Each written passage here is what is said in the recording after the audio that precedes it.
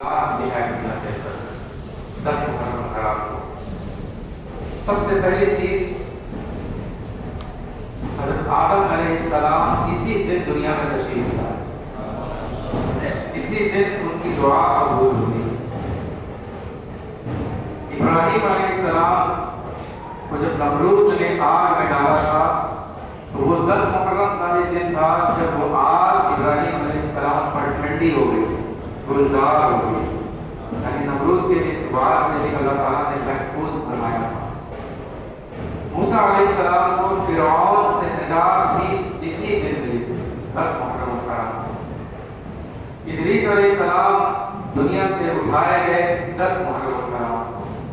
اس طرح بے شمار واقعات ہیں، اور واقع کربلا بھی 10 محرم الحرام کو ہی وجود میں آیا، اور ایک اور بڑا معاملہ 10 محرم الحرام کو ہونے والا ہے، وہ ہے قیامت کا دن۔ قیامت کا دن بھی 10 محرم الحرام کو ہی ہوگا، اور وہ دن جمعہ کا دن ہوگا۔ میرے پیارے پیارے اسلامی بھائیوں، ہم کتنے کمزور جسم والے لوگ ہیں۔ ہم اور آپ ابھی بیٹھے ہیں تو غور کریں، مسجد کے اندر چار دیواری ہے، سورج کی تپش بھی سامنے نہیں ہے، ڈائریکٹ نہیں ہے، صرف ہوا نہیں ہے، باقی چھاؤں بھی ہے، زمین بھی اچھی ہے، کپڑا بھی مطلب ہے، پھر بھی ہمیں تکلیف ہو رہی ہے، پھر بھی ہم پریشان ہو رہے ہیں۔ ہو سکتا ہے اللہ تعالیٰ نے یہ ہمارے لیے ایسا انتظام کیا ہو کہ ہم اس واقعے کربلا کو صحیح معنوں میں فیل کر سکیں، محسوس کر سکیں۔ آج سے 1400 سال پہلے اس دن اپنے آپ کو لے کر جا سکیں، اس تصور میں گم ہو سکیں کہ واقعی وہ دن کیسا رہا ہوگا، اور اس دن کیسے کیسے معاملات ہوئے۔ تپتے صحرا میں، یعنی بالو ہے، زمین ریتیلی ہے، کہ بالو یہ مورن کہیں پڑا ہوتا ہے تو ہم اس پہ ننگے پیر چل نہیں پاتے۔ تصور کریں کہ پوری زمین ہی ریت اور اسی پر چلنا ہے، اسی پہ رہنا ہے، اسی پہ جنگ کرنا ہے، اور 8، 9 اور 10 3 دن سے نہ کھانا ہے نہ پانی ہے۔ کس طرح معاملہ ہوا ہوگا میرے پیارے پیارے اسلامی بھائیوں؟ تو آئیے ابھی جو یہ پورا واقعہ کربلا رسول اللہ نے اثر کر کے چلے گا، تو شروعات ہم امام حسین رضی اللہ تعالیٰ عنہ کے مدینہ شریف سے رخصتی لے کرتے ہیں، کیسے ہوا اور کیا معاملہ ہوا۔ اس سے پہلے کچھ باتیں، گرمی لگے گی لیکن گرمی کو محسوس نہیں کریں گے تو نہ لگے۔ اب یہ سوچ لیں کہ مجھے گرمی نہیں لگ رہی، یہ گرمی ہے نہیں، تھوڑی دیر کے لیے تصور میں گم ہو جائے تو گرمی کا جو احساس ہے وہ کم ہو جائے گا انشاءاللہ۔ صلو علی الحبیب صلی اللہ تعالی علی محمد صلی اللہ علیہ وآلہ وسلم۔ پیارے پیارے اسلامی بھائیوں، جب یہ امیر معاویہ رضی اللہ تعالی عنہ کا انتقال ہوا، اور امیر معاویہ رضی اللہ تعالی عنہ کے بارے میں لکھا ہے کہ آپ کے پاس، یہ کون تھے؟ یہ یزید کے والد صاحب،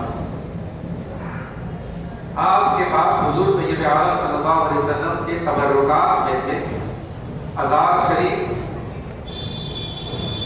قمیص مبارک، منہ شریف اور تراش آئے ناخن، یہ ساری چیزیں تبرکات آپ کے پاس تھی۔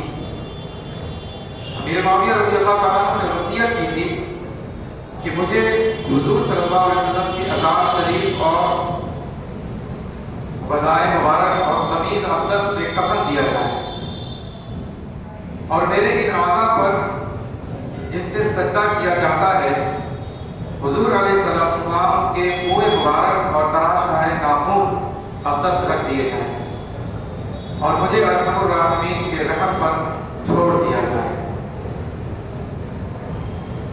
اب پورے باطن یزید نے دیکھا تھا کہ اس کے بعد امیر معاویہ نے حضور اکرم صلی اللہ علیہ وسلم کے تبرکات اور بدن اقدس سے چھو جانے والے کپڑوں کو جان سے زیادہ عزیز رکھا تھا، اور دم آخر تمام زر و مال، ثروت، حکومت سب سے زیادہ وہی چیز پیاری تھی، اور اسی کو ساتھ لے جانے کی تمنا حضرت امیر معاویہ رضی اللہ تعالیٰ عنہ کے دل میں تھی۔ اس کی برکت سے مجھے امید تھی کہ اس ملبوس پاک میں بوئے محبوب ہے، یہ مقام غربت میں پیارا رفیق اور بہترین مونس ہوگا، اور اللہ تعالیٰ اپنے حبیب صلی اللہ علیہ وسلم کے لباس اور تبرکات کے صدقے میں مجھ پر رحم فرمائے گا۔ اس سے وہ سمجھ سکتا تھا کون؟ یزید، کہ جب حضور صلی اللہ علیہ وسلم کے بدن پاک سے چھو جانا ایک کپڑے کو ایسا بابرکت بنا دیتا ہے، تو حسنین کریمین اور آل پاک علیہ الرضوان جو بدن اقدس کا جزو ہے، ان کا کیا مرتبہ ہوگا اور ان کا کیا احترام لازم ہے، مگر بد نصیبی اور شقاوت کا کیا علاج؟ امیر معاویہ رضی اللہ تعالیٰ عنہ کی وفات کے بعد یزید تخت سلطنت پر بیٹھا، اور اس نے اپنی بیعت لینے کے لیے اطراف اور ممالک سلطنت میں مکتوب یعنی خط روانہ کی۔ مدینہ طیبہ کا عامل جب یزید کی بیعت لینے کے لیے حضرت امام حسین رضی اللہ تعالیٰ عنہ کی خدمت میں حاضر ہوا، تو آپ نے اس کے فسق اور ظلم کی بنا پر اس کو نااہل قرار دیا اور بیعت سے انکار فرمایا۔ اسی طرح حضرت ابن زبیر رضی اللہ تعالیٰ عنہ نے بھی انکار فرمایا۔ حضرت امام رضی اللہ تعالیٰ عنہ جانتے تھے کہ بیعت کا انکار یزید کے اشتعال کا باعث ہوگا، یعنی اس کو غصہ دلا دے، اور نابکار جان کا دشمن اور خون کا پیاسا ہو جائے گا، لیکن امام رضی اللہ تعالیٰ عنہ کے دیانت اور تقوی نے اجازت نہ دی کہ اپنے جان کی خاطر نااہل کے ہاتھ پر بیعت کر لے اور مسلمانوں کی تباہی اور شرع و احکام کی بے حرمتی اور دین کی مضرت کی پرواہ نہ کرے۔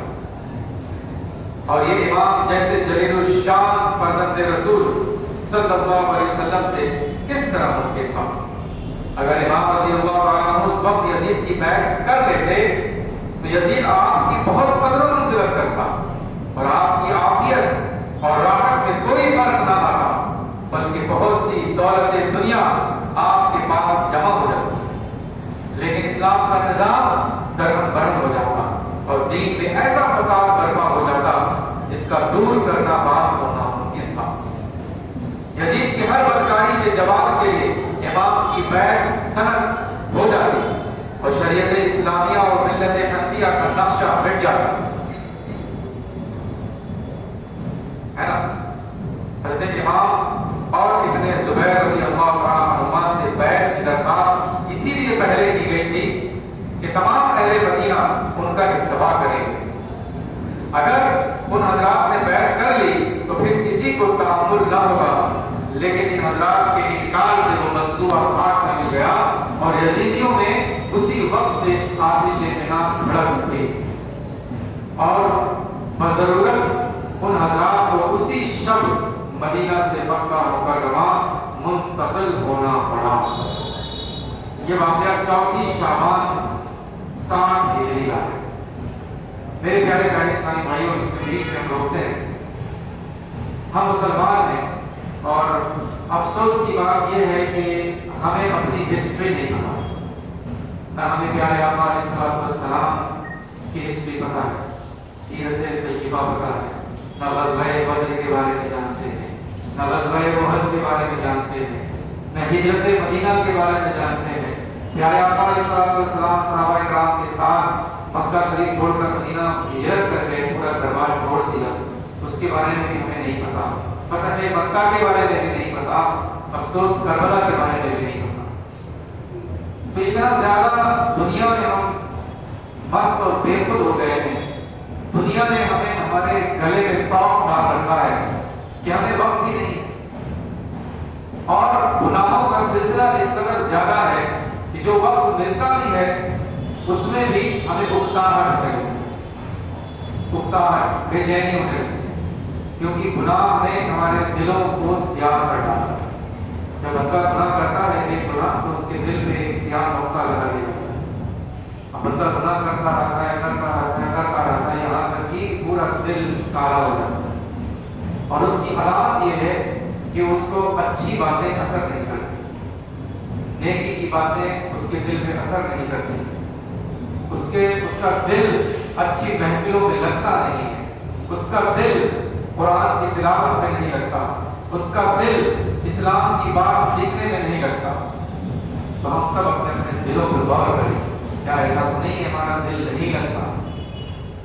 آئیے آج نیت کرتے امام حسین رضی اللہ تعالیٰ عنہ کو خراج عقیدت پیش کرنے کے لیے ہم یہاں جمع ہوئے ہیں، ہے نا؟ تو ان کو سب سے زیادہ خوشی کس بات سے ہوگی؟ جس دین کی خاطر انہوں نے اپنا گھر بار لگا دیا، جس نماز، جس دین، جس قرآن کی خاطر انہوں نے گھر بار کو لٹا دیا، اس دین پر اگر ہم عمل کرنے والے بن جائیں گے، اس دین کا علم سیکھنے والے بن جائیں گے، تو امام حسین رضی اللہ تعالیٰ عنہ کو سب سے زیادہ خوشی ہوگی نا؟ انشاءاللہ نیت کرتے ہیں انشاءاللہ ہم علم دین حاصل کریں گے اور اپنی ہسٹری کو پڑھیں گے انشاءاللہ۔ ایک عادت بنا لی جائے کہ روزانہ سیرت مصطفیٰ شروع کریں، اور سیرت نبوی کی بہت ساری کتابیں ہیں، دعوت اسلامی کے ویب سائٹ سے ڈاؤن لوڈ کر لیجیے اور اپنے موبائل پہ رکھیے، جہاں پر بھی رہیں آپ تھوڑا سا 2 پیج 4 پیج 5 پیج روزانہ کا معمول بنا لیں، مجھے پڑھنا ہے۔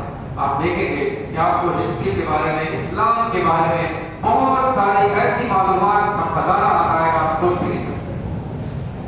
انہی معلومات میں سے، انہی ہسٹری میں سے یہ ہسٹری جو آپ کے سامنے بیان کی جا رہی ہے۔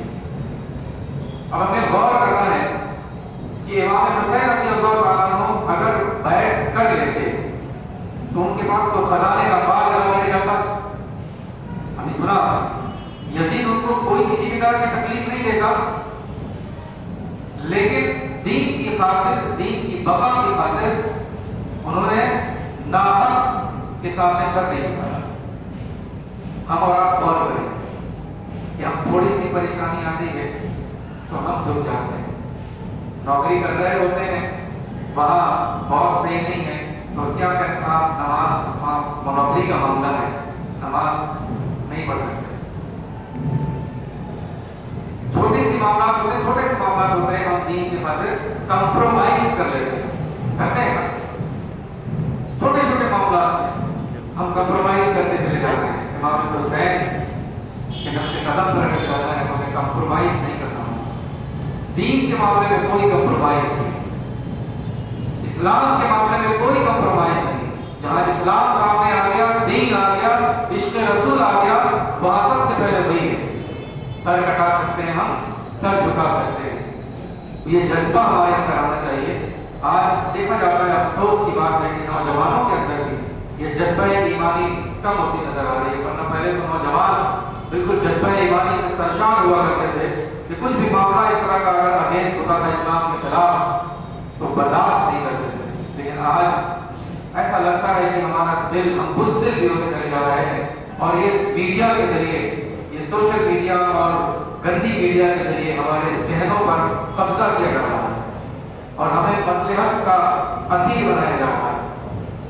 یہ ارے ایسا نہیں، ایسا کرو، یہ بھی چل جائے گا، یہ بھی چل جائے گا، یہ بھی چل جائے گا، چلاتے چلاتے چلاتے یہاں تک ہم پہنچ چکے ہیں کہ کروڑوں کی آبادی ہے پھر بھی ہم ذلیل و خوار ہیں۔ اگر اب بھی ہم نے غور و فکر نہیں کیا اور اپنے آپ کو رائٹ ڈائریکشن میں نہیں لے کر آئے تو حال بہت برا، بہت بدتر ہونے والا ہے۔ آئیے امام حسین رضی اللہ تعالیٰ عنہ کا مدینہ شریف سے رخصت کس طرح ہوا اس کے بارے میں سنتے ہیں۔ مدینہ سے حضرت امام حسین رضی اللہ تعالیٰ عنہ کی رحلت کا دن اہل مدینہ اور خود حضرت امام حسین رضی اللہ تعالیٰ عنہ کے لیے کیسے رنج و اندوہ کا دن تھا۔ ہم میں سے بہت سارے مدینہ گئے ہوں گے، یہاں پہ بیٹھے بہت سارے اسلامی بھائی مدینہ شریف کی حاضری لے کر آئے ہوں گے۔ سوچے ہو کہ جب ایک ہفتے کے لیے ہم جاتے ہیں مدینہ شریف اور ایک ہفتے بعد جب لوٹ رہے ہوتے ہیں تو ہماری غلط کیا ہوتی ہے؟ مدینہ سے لوٹتے ہیں تو اشبار آنکھوں سے دل نہیں کرتا مدینے چھوڑنے کا، مدینہ چھوڑنے کا، سرکار کے قدموں میں رہنے کا دل کرتا ہے۔